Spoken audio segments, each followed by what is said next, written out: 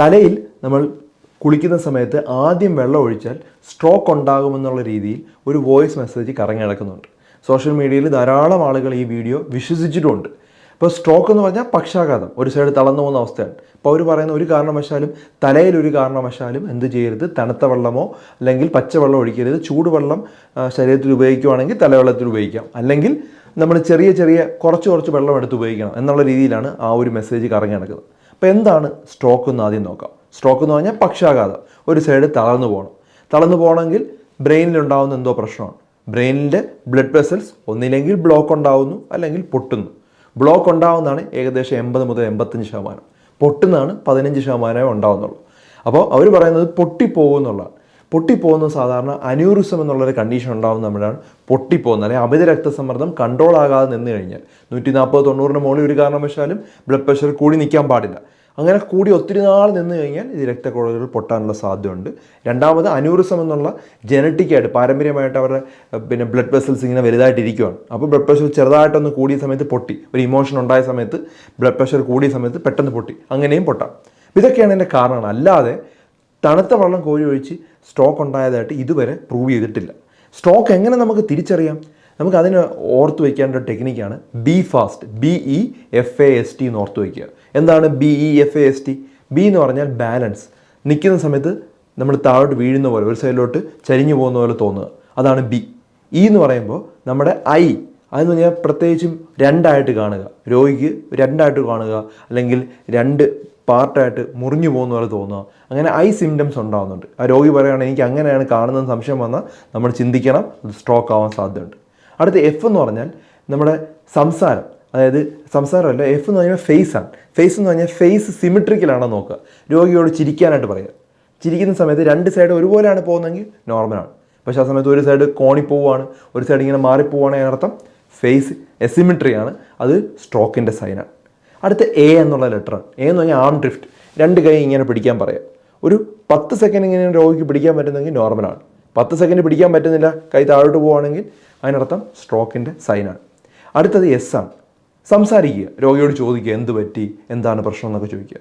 അപ്പം രോഗിയുടെ സംസാരിക്കുമ്പോൾ കുഴഞ്ഞു പോവുകയാണ്, അങ്ങനെയാണെങ്കിൽ സ്ലറിങ് ആണ്, പ്രോബ്ലമാറ്റിക് ആണ്. ഉറപ്പായിട്ടും നമ്മൾ എന്ത് ചെയ്യണം, നമ്മൾ ഹോസ്പിറ്റലിൽ കൊണ്ടുപോയിട്ട് CT സ്കാൻ എടുത്ത് നോക്കുകയും ന്യൂറോളജിസ്റ്റിനെ കാണുകയും ചെയ്യുക. അപ്പോൾ ടി എന്ന് പറഞ്ഞാൽ അവസാനത്തെ ടി എന്ന് പറഞ്ഞാൽ ടൈമാണ്. എത്രയും വേഗം ചെയ്യണം. 3 മണിക്കൂറിനകത്ത് ട്രീറ്റ്മെൻറ്റ് എടുത്തില്ലെങ്കിൽ നമുക്ക് പാരലിസിസ് ആകുമ്പോൾ സാധ്യതയുണ്ട്, അത് നിർബന്ധമാണ്. അപ്പോൾ ഈ ഒരു BEFAST എന്നുള്ള കാര്യം ഓർത്തുക. ബി എന്ന് പറഞ്ഞാൽ ബാലൻസിനുള്ള പ്രോബ്ലം, ഇ എന്ന് പറയുമ്പം ഐയിലുണ്ടാകുന്ന പ്രശ്നം, രണ്ടായിട്ട് കാണുക, അങ്ങനെയുള്ള പ്രോബ്ലം. എഫ് എന്ന് പറയുമ്പം ഫേസ് സിമിട്രിക്കലാവാതിരിക്കുക, ചിരി നോക്കുന്ന സമയത്ത് ഒരു സൈഡ് കോണിയതുപോലെയൊക്കെ വരിക. എ എന്ന് പറയുമ്പം ആം ഡ്രിഫ്റ്റ് നോക്കുക, ആം ഡ്രിഫ്റ്റ് ഉണ്ടാകുന്നുണ്ടോ എന്ന് നോക്കുക. എസ് എന്ന് പറയുമ്പം സ്ലറിങ് ഓഫ് സ്പീച്ച്, സംസാരിക്കുമ്പോൾ എന്തെങ്കിലും കുഴച്ചിലുണ്ടാവും നോക്കുക. ടി എന്ന് പറയുമ്പം ടൈം, വളരെ ഇമ്പോർട്ടൻ്റ് ആണ്. 3 മണിക്കൂറിനകത്ത് ഇത്തരത്തിൽ ബ്ലോക്ക് ഉണ്ടായിട്ടുണ്ടെങ്കിൽ നമ്മൾ എന്ത് കൊടുക്കണം, ഇഞ്ചക്ഷൻ കൊടുക്കണം, ത്രോംബലൈസ് കൊടുത്ത് അത് അലിയിച്ചെടുക്കുക. 3 മണിക്കൂറാണ് നമുക്ക് സമയം, എത്രയും വേഗം ഹോസ്പിറ്റലിൽ കൊണ്ടുപോകുക.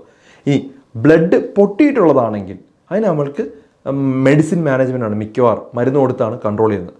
വളരെ റെയറായിട്ടാണ് സർജിക്കൽ ട്രീറ്റ്മെൻറ്റ് വലിച്ചെടുക്കുകയൊക്കെ ചെയ്യുന്നത്. ഒത്തിരി കൂടിയാലാണ് അങ്ങനെയൊക്കെ ചെയ്യുന്നത്. അപ്പോൾ ഇത് തലയിൽ വെള്ളം ഒഴിച്ചെന്ന് പറഞ്ഞാൽ നമ്മുടെ സ്കാൽപ്പ് അല്ലെങ്കിൽ തലയോട്ടി നനയുന്നതല്ലാതെ അവിടെ വലിയ ചേഞ്ചസ് ഒന്നും ഉണ്ടാവുന്നില്ല. അതിൻ്റെ അകത്ത് ചൂടുവെള്ളം ഒഴിച്ചാലും തണുത്തുവെള്ളം ഒഴിച്ചാലും വലിയ വ്യത്യാസങ്ങളൊന്നും ഉണ്ടാവുന്നില്ല എന്ന് മനസ്സിലാക്കുക. അപ്പോൾ ഇത്തരത്തിൽ ധാരാളം മെസ്സേജുകളാണ് വാട്സാപ്പിൽ ഇങ്ങനെ കറങ്ങി നടക്കുന്നത്. അപ്പോൾ അത്തരത്തിലുള്ളൊരു മെസ്സേജ് മാത്രമാണിത്. അതുപോലെ തന്നെ കട്ടിൽ നിന്ന് പെട്ടെന്ന് ചാടി എണീക്കാൻ പാടില്ല, സ്ട്രോക്ക് വരുമെന്നുള്ള പറയുന്നുണ്ട്, അതും തെറ്റാണ്. നമുക്ക് തലയിറക്കം ഉണ്ടെങ്കിൽ വളരെ പതുക്കെ ഒന്ന് എഴുന്നേറ്റിരുന്ന് അതിന് ശേഷം മാത്രമേ നമ്മൾ എഴുന്നേക്കാവൂ, തലയിറക്കം ഉണ്ടെങ്കിൽ. പക്ഷേ തലകറക്കം ഇല്ലാത്തൊരു വ്യക്തിക്കാണെങ്കിൽ പെട്ടെന്ന് എഴുന്നേറ്റത് കൊണ്ട് സ്ട്രോക്കൊന്നും ഉണ്ടാകില്ല, രക്തഓട്ടം പ്രത്യേകിച്ച് ശരീരത്തിൽ വന്ന് പൊട്ടുകയോ അങ്ങനെയൊന്നും ഉണ്ടാകില്ല.